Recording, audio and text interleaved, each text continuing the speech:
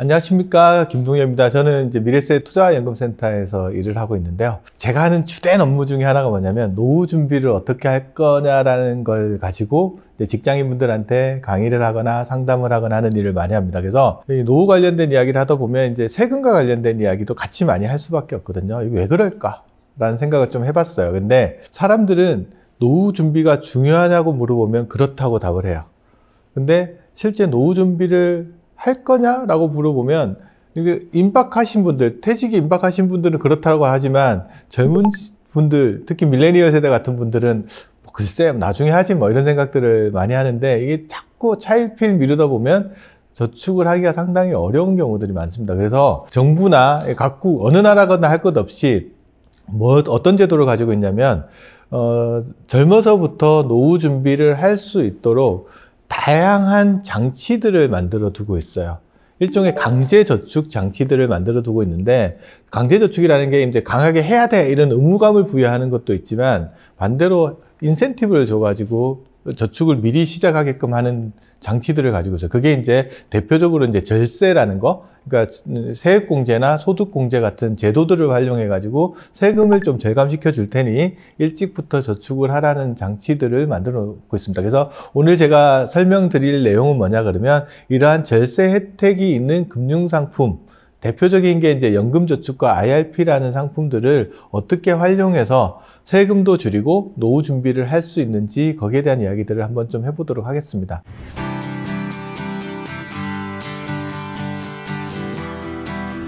첫 번째는 연금저축과 IRP에 가입하면 세액공제를 해주나요? 라는 질문들을 많이 하는데, 그 전에 우리가 이제 세액공제, 소득공제 이런 거의 개념부터 조금 많이 좀 잡아놓고 갈 필요가 있을 것 같아요. 우리가 가입하고 있는 연금상품이나 이미 가입하고 있는 연금상품 중에 내가 원하지 않았지만 일단 소득이 있으면 무조건 가입하게 되는 이제 국민연금 같은 금융상품도 있고요. 스스로 가입하게 되는 연금저축이나 IRP 같은 금융상품도 있는데, 어떤 거는 소득공제를 해주고 어떤 거는 세액공제를 해준다고 말을 합니다. 그러면 소득공제는 뭐고 세액공제는 뭐냐? 어떻게 돼 있냐면 총급여액에서 소득공제 항목을 뺀 다음에 여기서 이제 과세표준을 산출을 합니다. 그러면 소득공제 금액이 많다라는 말은 소득 자체를 줄여주는 효과가 있어요. 그럼 이 소득이 줄어들면 어떻게 되냐? 우리나라는 누진세율을 적용해서 소득이 많은 사람한테 높은 세율을 적용하는 구조를 가지고 있거든요. 그래서 만약에 소득세율 구간이 높으신 고소득자분 같은 경우에는 소득 공제를 많이 받으면 훨씬 더 유리한 구조가 되어 있어요. 이렇게 총급여나 총소득에서 소득 공제 금액을 빼고 과세표준을 산출하고 이렇게 세율을 곱해서 이제 세금을 산출해 놓잖아요. 세금을 얼마 정도 내야 된다는 걸 산출한 다음에 그 다음에 하는 게 뭐냐면 이 산출된 세금에서 일정 금액을 빼주는 걸 우리가 세액공제라고 이야기를 합니다. 이 세액공제는 일정한 금액을 빼주는 거기 때문에 소득 크기랑은 크게 상관이 없어요. 그러다 보니까 이제 고소득자라고 해서 더 많은 혜택을 보거나 이런 것들은 아니고 오히려 세액공제율을 조정해가지고 저소득자가 조금 더 혜택을 많이 보도록 해 있는 게 이제 세액공제라고 보시면 될 것 같습니다. 그러면 우리가 가입하고 있는 연금상품 중에 소득공제 혜택이 있는 거랑 세액공제 혜택이 있는 거를 좀 구분해서 볼 수가 있는데, 국민연금, 직장 다니시는 분은 자기 소득의 9%를 이제 국민연금 보험료로 납부를 하시는데, 실질적으로 납부하는 거는 회사가 절반을 납부해 주니까 자기 소득의 한 4.5% 정도를 납부를 하게 되는 거죠. 이 국민연금 보험료로 납부하는 금액은 연말정산을 하실 때 전액 소득공제를 받으실 수가 있습니다. 그래서 그 부분이 이제 소득공제되는 금융상품이라고 보시면 되고요. 지금은 판매되고 있지 않지만 2000년도 이전에 이제 판매됐던 금융상품 중에 구개인연금이라는 금융상품이 있는데, 요것도 이제 소득의 저축금액의 일정 부분을 소득공제하는데 최대한 72만 원까지 소득공제해준 상품이 있습니다. 이건 지금은 가입할 수 없고 이미 가입하셨던 분은 계속 납입은 할 수 있게끔 되어 있으니까 그런 상품이 있다. 요게 이제 소득공제되는 연금상품이라고 보시면 되고요. 그 외에 우리가 흔히 말하는 연금저축, IRP 하는 이런 상품들은 소득에서 공제해주는 게 아니고요. 이미 냈던 세금의 일정 부분들을 공제해주는, 그러니까 세액공제 상품이라고 보시면 될 것 같습니다. 그래서 그 부분들을 이번 시간에 좀 자세하게 한번 좀 다뤄보도록 하겠습니다. 그러면 연금저축, IRP 그러니까 이런 연금 계좌들을 활용하면 세액공제를 최대한 얼마까지 받을 수 있는지 이 부분을 이제 좀 살펴보도록 하겠습니다. 먼저 이제 연금저축만 가지고 한번 보도록 하겠습니다. 연금저축이라는 것들은 은행, 뭐 증권사, 보험 같은 데 가시면, 보험회사 같은 데 가면 가입을 하실 수 있는데, 연금저축만 가입해서 세액공제를 최대한 많이 받으면 얼마를 받을 수 있냐면 400만 원까지 세액공제를 받을 수가 있으세요. 그러니까 400만 원을 전액 다 공제해 주는 건 아니고요. 400만 원의 일정 세액 공제율을 곱해서 세금을 빼줍니다. 그러면 이것도 소득에 따라서 좀 차이가 나기는 해요. 좀 복잡하긴 한데 간단히 좀 들게. 내가 400만 원을 저축했다 그러면 연소득이 총 급여가 한 5,500만 원 넘어가시는 분들 같은 경우에는 400만 원의 13.2%를 세액 공제로 연말에 돌려받게 됩니다. 근데 5,500만 원보다 소득이 작으신 분은 16.5%를 연말정산 때 돌려받게끔 되어 있어요. 그래서 이때 돌려받을 때 좀 주의하셔야 될 거는 실제 납부한 세금액이 돌려받으려고 예정되어 있는 금액보다 적은 경우 있잖아요. 아예 세금을 아예 안 냈거나 금액이 낸 세금이 너무 작다 그러면 실제 돌려받을 수 있는 금액이 적은 경우, 그러니까 실제 낸 세금 중에 일부를 돌려받는다라고 보시면 될 것 같습니다. 그래서 그 부분을 좀 기억하시는 게 좋을 것 같고요.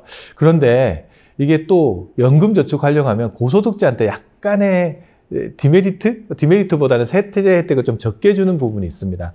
총 급여가 1억 2천만 원을 넘어가시는 분, 혹시나 종합소득이 있으신 분들 같은 경우, 사업하시는 분 같은 경우에는 종합소득이 1억 원 넘어가시는 고소득자 분들은 연금저축에 가입했을 때 세액공제 대상이 되는 금액이 400만 원이 아니고 300만 원으로 줄어드는 부분들이 있습니다.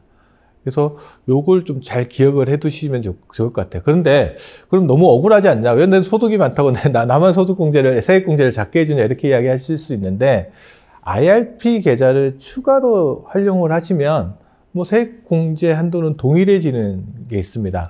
IRP랑 연금저축을 합치면요, 총급여 1억 2천만 원을 넘든 넘지 않든, 뭐 종합소득이 1억 원이 넘든 넘지 않든 연금저축 IRP를 동시에 활용해서 받을 수 있는 세액공제 한도는 700만 원까지가 됩니다. 그래서 예를 들면 이럴 거죠.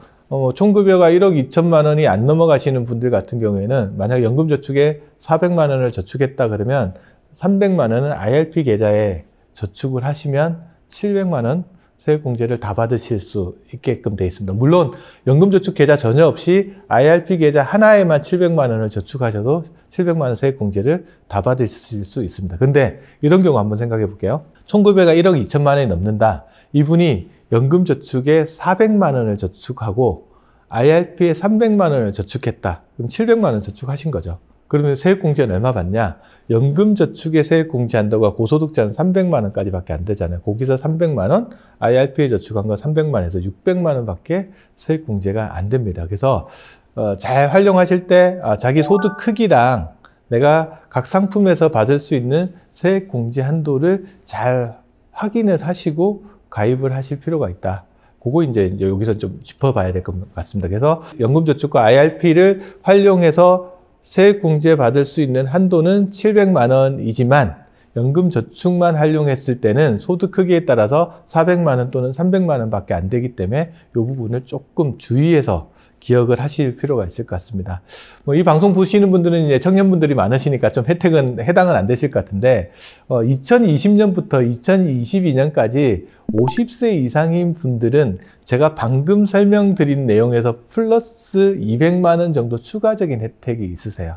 그러니까 3년 동안은 50세 이상인 분들, 그러니까 은퇴까지 남은 기간이 그렇게 많지 않으신 분들한테 추가로 좀 저축을 더 하라고 혜택을 드리는 제도거든요. 그래서 뭐 연금저축만 활용하신다고 하면 저소득자 같은 경우는 400만 원이 아니고 600만 원을 받을 수 있고요. 고소득자는 300만 원이 아니고 500만 원까지 받으실 수 있는 혜택이 있습니다. IRP까지 추가로 다 활용한다 그러면 700만 원이 아니고 900만 원까지 세액공제를 받을 수 있는데, 단 뭐냐 그러면 고소득자 분들 같은 경우에는 추가적으로 되는 부분 200만 원 더 되는 혜택이 없습니다. 그래서 총급여 1억 2천만 원이 안 넘어가시는 분들 같은 경우는 전체적으로 900만 원까지 세액공제를 받으실 수 있다는 거 요거 정도로 기억을 해두시면 연금저축과 IRP 관련된 데에서 내가 세액공제 얼마나 받을 수 있는지 이 부분 좀 한번 확인해 보실 수 있을 것 같습니다. 그러면 저축을 하는데 세액공제로 받고 끝나는 게 아니고요.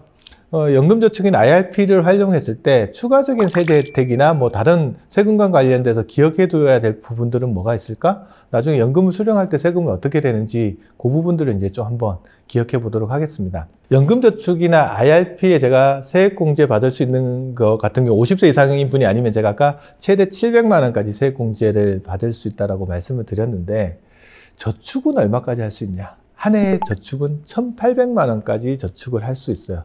뭐 어떤 분은 뭐 1,800원 저축할 수 있었으면 좋겠다라는 분도 계시지만 여하튼 1,800만 원을 한 해는 저축할 수 있고 1,800만 원을 저축하면 그중에 700만 원까지만 세액공제가 되는 게 이 연금저축과 IRP 계좌의 특징이라고 보시면 돼요. 그러면 내가 만약에 한 1,000만 원 정도를 올해 저축을 했다. 그러면 300만 원은 세액공제를 못 받을 거고요. 700만 원은 세액공제를 받으실 거잖아요. 그러면 이 세액공제 받지 못한 금액 이 300만 원은 이거 중도에 찾았으면 불이익이 있냐라고 하면 중간에 찾아서도 별다른 불이익은 없어요. 그러니까 찾아 쓸 수 있더라고 세액공제를 안 받았기 때문에 찾을 때도 세금을 매기지는 않거든요. 대신 만약에 세액공제 받은 금액을 중간에 찾아 쓰게 되면 거기에는 기타소득세 16.5%를 부과를 합니다. 그러니까 세제 혜택 받은 부분을 대부분 다 뭐 이렇게 반납하는 효과들이 있는 거죠. 그건 기억해 두시면 되고, 그 다음에 세액공제를 받았던, 세액공제를 받지 않았던 거기서 이자나 배당이 또 발생하는 부분들이 있을 겁니다. 보통 일반적으로 뭐 예금 상품이나 뭐 펀드나 뭐 이런 거 가입했을 때 이자나 배당이 발생하면 거기에 세금을 매기죠. 그게 보통 뭐 이자 배당 소득세가 연 15.4%를 세금을 떼고 남는 금액을 이렇게 수령하는 구조로 되어 있는데 연금저축이나 IRP 계좌에서는 그 세금을 운용하는 기간 동안은 전혀 떼지 않습니다. 그러니까 내가 그걸 찾아 쓰지 않는 한은 세금을 한 푼도 안 떼고 그냥 계속 운영이 된다라고 보시면 될 것 같아요. 그러면 언제 세금을 떼느냐? 나중에 이 계좌에 들어있는 돈을 인출할 때 세금을 떼신다고 보시면 돼요. 만약에 이 계좌 운용 수익을요, 55세가 되기 이전에 연금이 아니고 다른 형태로 찾아 쓰게 된다고 하면 아까 말씀드렸던 16.5%의 기타소득세를 납부를 하셔야 돼요. 그런데 이거를 55세가 넘어가서 연금 형태로 수령을 하신다고 하면 세율은 3.3에서 5.5%로 아주 낮아지게 됩니다. 그러니까 원래 이자 배당 받으면 15.4% 세금을 내야 되는데 연금 형태로 나중에 수령했을 때는 3.3에서 5.5%면 실질적으로 한 10%포인트 이상 되는 세제 절감 효과를 얻을 수가 있습니다. 이렇게 이자나 배당이 발생하는 시기에 직접 과세하지 않고 세금을 과세하는 시기를 뒤로 이렇게 미뤄서 연금 수령하는 시기까지 미룬다고 해서 과세 시기를 이연하는 효과가 하나가 있고요. 두 번째, 세율을 15.4%에서 3.3에서 5.5%까지 인하시켜주는 효과가 있어서 저율 과세 효과가 있죠. 그래서 연금저축이나 IRP가 가지고 있는 세제 혜택 세 가지를 꼽으라 그러면 첫 번째는 세액공제, 두 번째는 과세 이연, 세 번째는 연금을 수령할 때 세율을 낮춰주기 때문에 저율 과세, 이 세 가지 세제 혜택을 가진다라고 보시면 될 것 같습니다. 그러면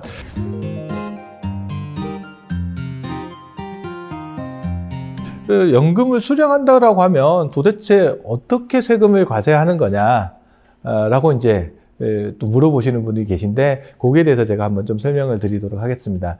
전체적으로 연금저축이나 IRP 계좌를 한번 딱 열어보시면 돈이 세 종류 돈이 들어있습니다. 첫 번째는 뭐가 들어있냐 그러면 내가 세액 공제를 받지 않고 저축한 원금이 들어있을 거예요. 물론 뭐 세액 공제 한도 내에서 저축하신 분은 그게 없겠지만 만약에 아까처럼 700만 원이 한도인데 1000만 원 저축했다 그러면 300만 원 부분들은 세액 공제를 전혀 받지 않은 부분들이 있을 겁니다. 그게 하나가 있고요. 두 번째는 세액 공제를 받고 저축하신 거. 아까 1000만 원 넣었다 그러면 700만 원에 해당되는 부분들이 또 있을 겁니다. 그게 있고요. 그러면 세액 공제를 받았던 받지 않았던 거기서 늘어난 운용 수익이 있을 겁니다. 그래서 크게 돈은 들어가 보면 이제 실제 뭐 꼬리표를 붙여놓고 이런 건 아니지만 금융회사에서는 이 돈의 성격에 따라서 이렇게 각자의 꼬리표를 붙여놓았다라고 보시면 돼요. 그래서 55세 이후에 내가 연금을 수령하고 싶습니다. 그래서 연금 개시를 딱 해서 연금을 수령하기 시작하면 첫 번째 뭐부터 돈이 빠져나가냐 그러면 세액공제를 전혀 받지 않고 저축했던 금액부터 먼저 인출이 되기 시작합니다. 그 돈이 다 빠져나갈 때까지는 다른 돈은 전혀 빠져나가지 않아요. 그러면 세액공제를 받지 않은 돈을 수령할 때는 세금을 내느냐? 세액공제를 받지 않았기 때문에 세금을 전혀 떼지 않습니다. 과세에서 전혀 제외됩니다. 그러니까 이 돈이 빠져나갈 때까지는 세금을 전혀 안 내니까 세금 걱정은 전혀 하지 않으셔도 된다. 그러면 세액공제 받지 않고 납입한 돈이 이제 다 빠져나가고 나면 그 다음 순서로 빠져나가는 거는 세액공제 받은 돈하고 운용수익 부분, 요것들이 이제 연금 형태로 빠져나가기 시작합니다. 그러면 금융회사에서는요, 이 돈을 지급하기 전에 세금을 떼요. 세금을 얼마를 떼냐 그러면 제가 아까 세율이 3.3에서 5.5% 정도 세금을 뗀다고 말씀을 드렸는데 세율은 나이에 따라서 조금 다르고요. 연금 수령 방식에 따라서도 좀 차이가 납니다. 그래서 55세부터 뭐 70세 미만, 그러니까 69세 정도까지는 5.5%, 70세부터 80세까지는 4.4, 80세가 넘어가면은 이제 3.3%를 떼고요. 만약에 종신 지급 방식의 연금을 받게 되면은 뭐 80세 미만인 경우에 4.4, 그거 넘어가시는 분은 3.3% 정도 세금을 뗍니다. 그래서 금융회사는 이렇게 나이에 맞게끔 연금 수령 방식에 맞게끔 원천 징수를 하면 금융회사가 할 일은 이제 다 끝났어요. 다 끝나고 이제 근로자는 아니면 은퇴자들은 이제 연금 받았을 거 아니에요. 그러면 해야 될 일은 뭐냐면 1월 1일부터 그해 12월 31일까지 한 해 동안 받은 연금액, 그러니까 세액공제 받지 않은 금액에서 나온 연금 말고요. 세액공제를 받았거나 운용수익에서 나온 연금액이 연간 1,200만 원이 넘는지 안 넘는지를 좀 파악을 해 보셔야 돼요. 만약에 넘어갔다라고 하면 이 연금 수령액 전체가 그 다음에 5월 달에 종합과세 신고하실 때 다른 소득하고 합산해 가지고 세금을 납부를 하셔야 되는 문제가 생길 수가 있어요. 그래서 이 부분을 조금 주의하셔야 됩니다. 그래서 그때 많이 물어보시는 게 이 1,200만 원 부분들이 어떻게 계산되는지를 많이 물어보시는데 세액공제 받지 않은 금액에서 나온 거는 빼고요. 세액공제 받은 거랑 운용수익에서 나온 것만 합산한다. 그리고 1월 1일부터 12월 31일까지 받은 이 소득에 대해서만 계산을 한다라고 보시면 될 것 같아요. 그래서 1,200만 원 넘어가면 종합과세 되지만 안 넘어가면 아까 금융기관에서 세금 뗀 걸로 과세를 종결시키고 그냥 할 일 없이 끝날 수도 있습니다. 그래서 저 부분을 관리를 잘 하시는 게 필요할 것 같고요. 그래서 세부담이 큰 경우에는, 다른 소득이 많으신 경우에는 종합과세 가면 세부담이 커질 수 있잖아요. 그렇기 때문에 뭐 월 100만 원 이하, 뭐 아니면은 연 1,200만 원 이하 한도 관리를 좀 잘해서 자산 관리를 하시는 게 좀 중요하실 것 같습니다. 자, 그러면 이제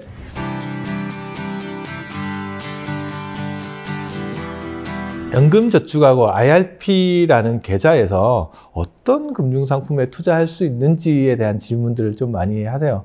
근데 연금저축 같은 경우는 비교적 좀 심플하다고 보시면 돼요. 뭐 가입하는 금융기관에 따라서 연금저축보험에 가입할 수도 있고 연금저축 신탁 아니면 연금저축 펀드 형태로 가입을 하시게 되는데 뭐 보험상품은 당연히 보험 쪽에 투자가 된 금리 형태의 상품에 투자된다고 보시면 되고요. 연금저축 신탁은 지금 현재는 신규로 가입할 수는 없습니다.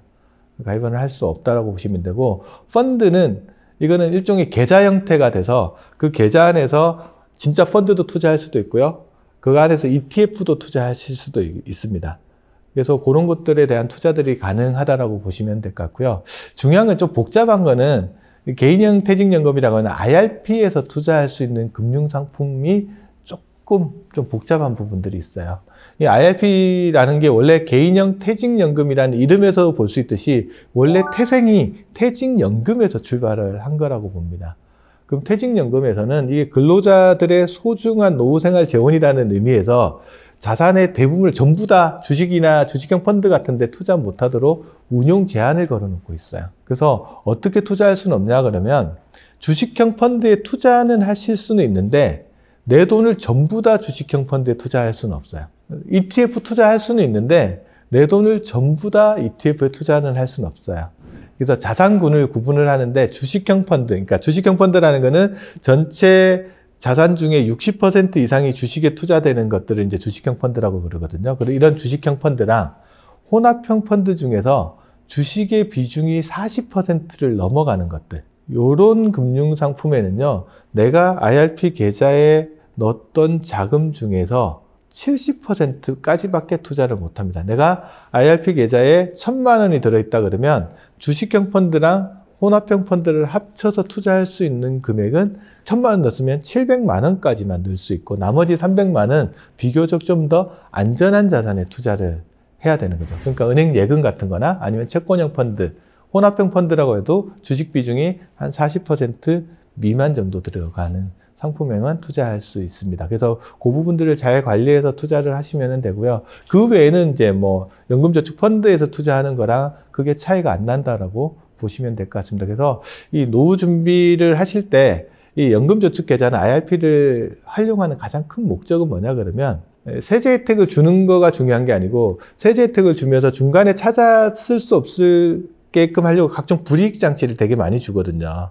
가능하면 노후까지 이 계좌를 계속 유지시켜 가면서 실질적으로 노후 자산으로 좀 활용했으면 하는 제도적 장치를 만들어 놓은 거라고 보실 수 있을 것 같아요. 그래서 일단 시작을 하시고 꾸준히 불입해 나가는 게 훨씬 더 중요하지 않나라는 생각들을 한번 해봅니다. 어린 시절, 지금 현재의 모습, 미래의 모습들이 이렇게 다 보여하고 있는데, 가운데 모습이 이제 현재의 나의 모습이라고 생각을 해보면, 돌아보면 과거고 또 돌아보면 미래가 있잖아요. 근데 사람들은 과거를 보는 데는 익숙하고 해상도 하실 수 있어요. 근데 미래의 모습을 상상하는 게 되게 어렵습니다. 그래서 미래를 위해서 잘 투자를 하거나 저축하거나 계획을 세우는데 어려움을 가져요. 근데 지나고 보면 오늘이라는 거는 어제 입장에서 보면 내일이거든요. 그래서 사람들은 어제 하지 않은 일을 후회하고 내일 할 일 걱정하면서 오늘 또 아무것도 안 하는 경우들이 많습니다. 그래서 일단 계획을 세웠으면 계획에 그치지 말고 실천을 하셔서 꾸준히 노후 자금들을 좀 쌓아갈 수 있었으면 하는 말씀 전해드리면서 제 강의는 마치도록 하겠습니다.